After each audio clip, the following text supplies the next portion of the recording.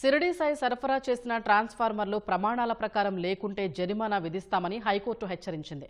ట్రాన్స్ఫార్మర్ల కొనుగోళ్లలో అక్రమాలు జరిగాయని, దీనిపై సీబీఐ విచారణకు ఆదేశించాలని విశ్రాంత ఐపీఎస్ అధికారి ఏబీ వెంకటేశ్వరరావు దాఖలు చేసిన పిల్పై స్పందించిన ధర్మాసనం కౌంటర్లు వేయాలని ప్రతివాదులకు నోటీసులు జారీ చేసింది.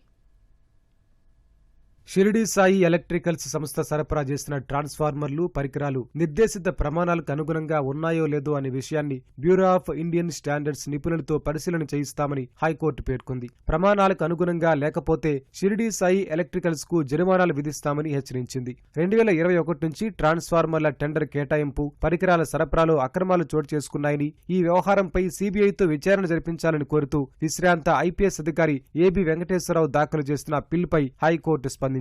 పూర్తి వివరాలు సమర్పించేందుకు సమయం ఇవ్వాలని ఏజీ కోరడంతో విచారణను వాయిదా వేసింది. కౌంటర్ దాఖలు చేయాలని రాష్ట్ర ఇంధన శాఖ ముఖ్య కార్యదర్శి, AP Transco CMD, AP SPDCL CMD, Shirdi Sai electricals private limited సంస్థకు నోటీసులు జారీ చేసింది. హైకోర్టు ప్రధాన న్యాయమూర్తి జస్టిస్ ధీరసింగ్ ఠాకూర్, జస్టిస్ చల్లా గుణరంజన్ తో కూడిన ధర్మాసనం బుధవారం ఈ మేరకు ఉత్తర్వులిచ్చింది.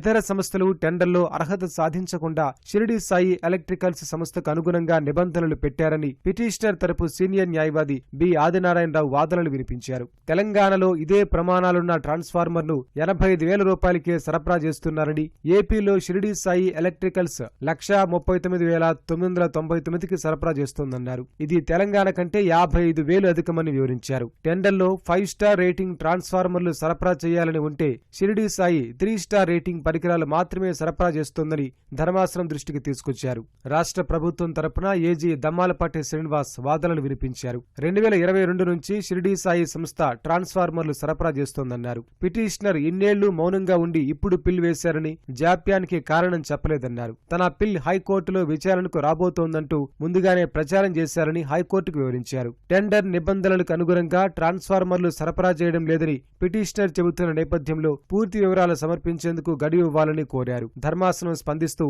పిటిషనర్ ఐపీఎస్ అధికారిగా 2024లో పదవి విరమణ చేశారని గుర్తు చేసింది. ఈ నేపథ్యంలోనే ప్రస్తుతం పిల్ దాఖలు చేసి ఉంటారని తెలిపింది. మంచి కారణం కోసమే పిల్ వేశారని ఎందుకు అనుకోకూడదని వ్యాఖ్యానిస్తూ విచారణను వాయిదా వేసింది.